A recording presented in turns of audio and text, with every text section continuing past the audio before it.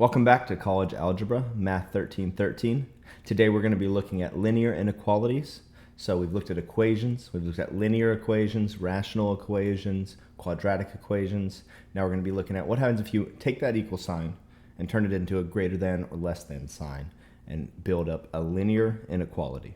So that's what we're going to look at today. Let's go ahead and get started.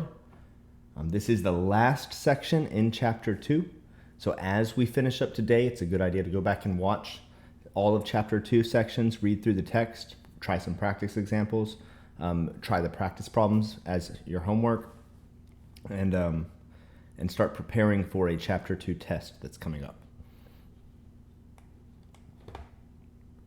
Let's get started. So, linear inequalities are just like linear equations, except they're represented with this greater than or less than sign in the middle. And it can be facing either way. We've got representations. We've got three main ones. The number line is a pictorial representation of what a linear inequality is. Set builder notation is when you answer in a set with multiple answers.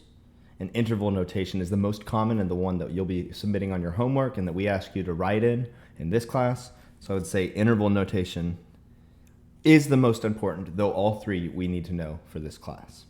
So if you look at this big blank, I left it open so that you could fill it in. I've got up on the completed notes online this completely filled out. It's also straight out of the textbook. So if you would take some time and really read the definition of what these things are and get to know them, and you will have a little bit better of a comprehension of what these things look like. I'm going to drag this down so you can see. This is the completed notes right here. So you can see what it looks like when they're all filled out.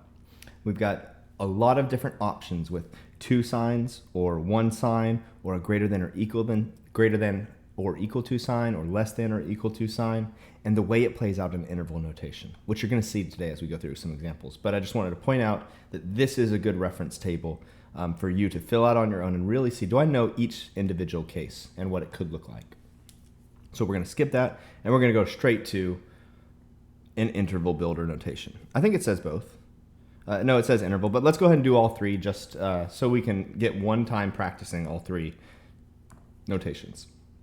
So it says, indicate all real numbers between -3 and 5, and including both of those numbers, between and including -3 and 5. So we're going to go from -3 all the way to 5, and including, we're going to use brackets, the little square bracket looking things. Those are going to stand for including. Those are also going to be really representative of the greater than or equal to sign, which we'll write down in just a second. So this is interval notation. We'll also go ahead and do it in set builder, which I think is a pretty cool one to start learning a little bit of mathematics. And the way that we write and think about math is a set of answers or a set of solutions and a variable to represent them. So that variable says, hey, any number in the world that follows or such that the next condition is true.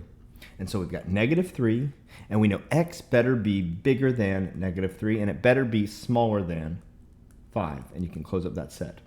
And the only thing we have left to do is say, well, does it include or not include those two numbers? And because it includes, we're going to underline both of those inequality symbols, and we've got ourselves a set builder, and that could read like x, all real numbers x, such that x is in between -3 and 5 and including -3 and 5. I think that was the only two. Yep. The other one is in words, and that's what's already written above. So we'll skip through this, and we will go straight to solving. Solving is going to be really easy, and it's not going to be that convoluted because it's going to follow exactly the same form as linear equations. When we solve linear equations, you learn how to solve linear inequalities, except for one little rule that only pops up sometimes. So the first thing we're going to do is treat it just like an equal sign, but instead of writing that equal sign under that line, we're going to rewrite the inequality symbol. And we're going to move over in the exact same way we did before. So in the way you would have +2 on this side and +2 on this side, we're going to do the same thing. We're going to get 3x. I'll move that symbol. 3x is now less than 3. That's easy. Now, the opposite of multiplication is division. Divide by 3, and we have x is less than 1.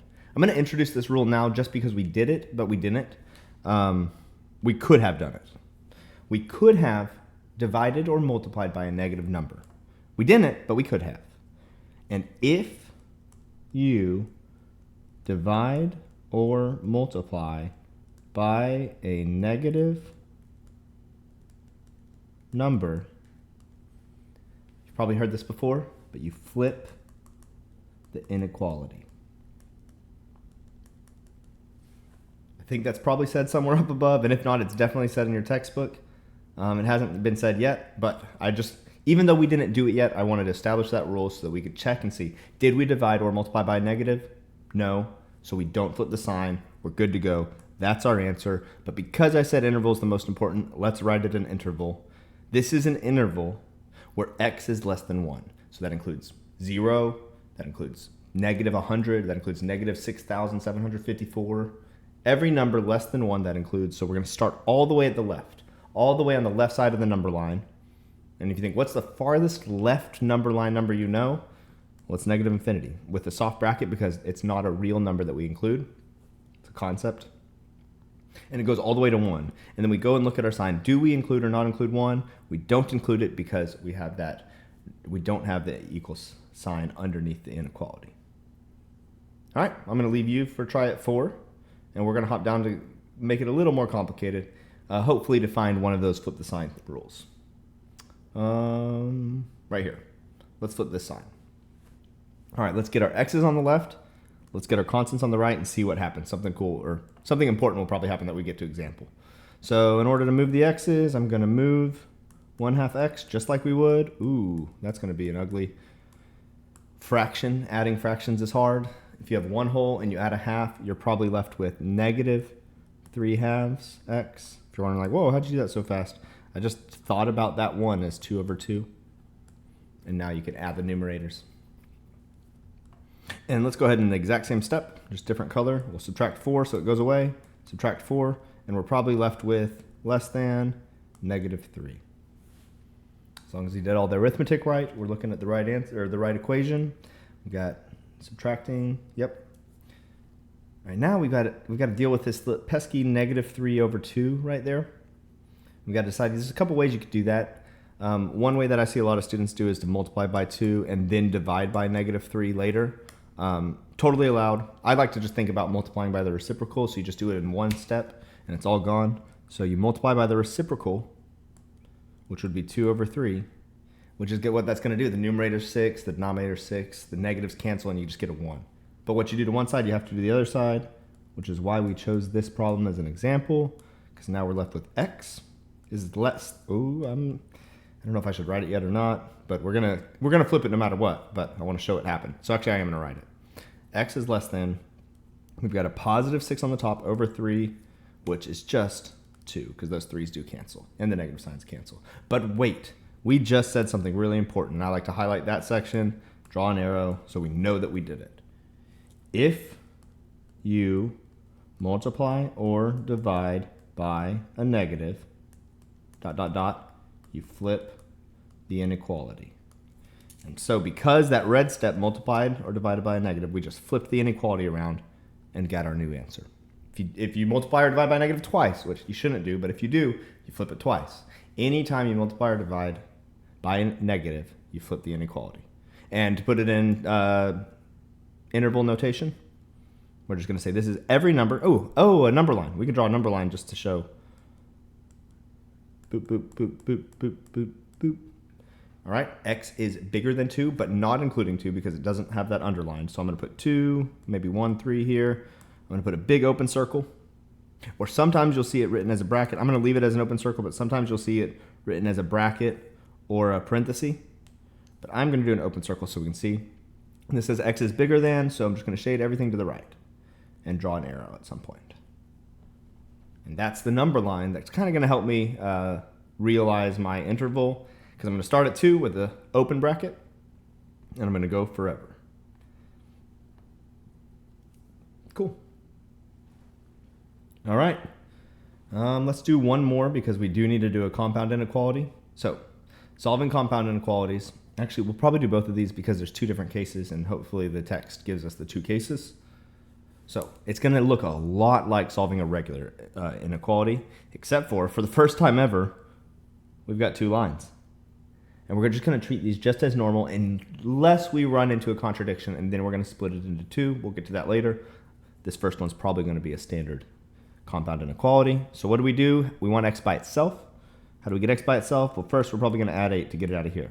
But what you do to one side of that red line, you have to do to the other, right? And so we're going to add 8 all over the place. And be left with 12 is less than 2x is less than or equal to, two different signs here, 18. That's pretty cool. All right, and now the same thing. We're going to divide by 2 all the way across.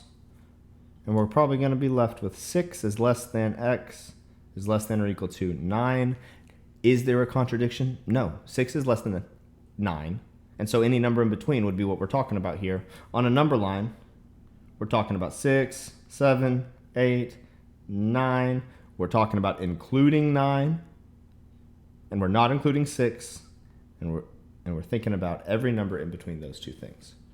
Interval notation, because I've already said a couple times that's what we're doing. We're going from 6 to 9 and we're closing it up.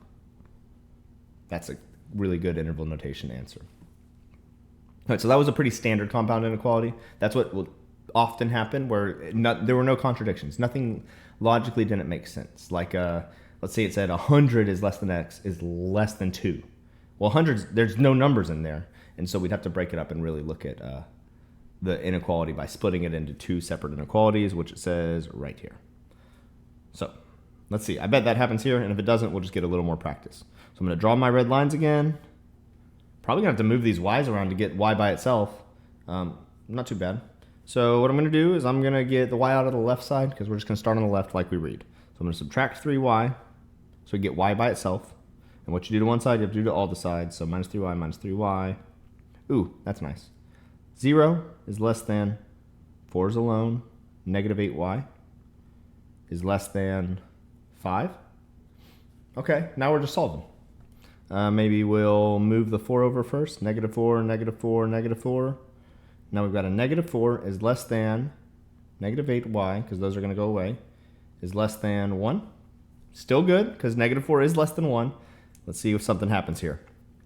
We are going to divide by negative 8, divide by negative 8, divide by negative 8, and hold on, what did we say has to happen? We divided by a negative or multiplied, so we have to flip those two signs. I'm just going to write off to the side, a little shorthand, flip signs.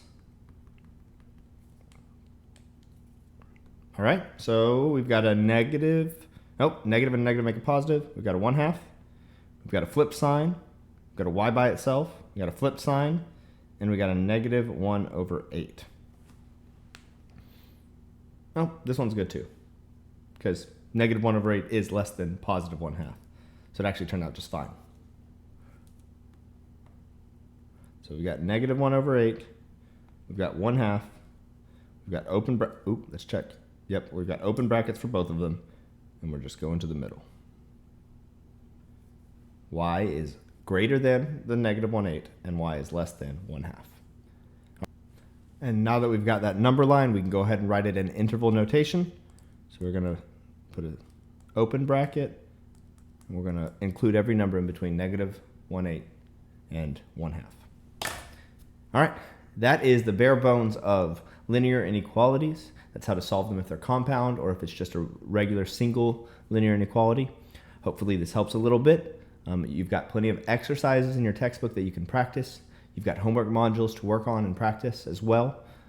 You can go through the triads that we haven't done yet in class and try to work on those or rework old problems if you're running out of stuff to practice. But I would highly encourage you to go back through Chapter 2, watch some of the old videos, practice some of the old homeworks as we approach the Chapter 2 test that you now have all of the material for. So with that, best of luck studying, and I hope to see you tomorrow. Have a good day.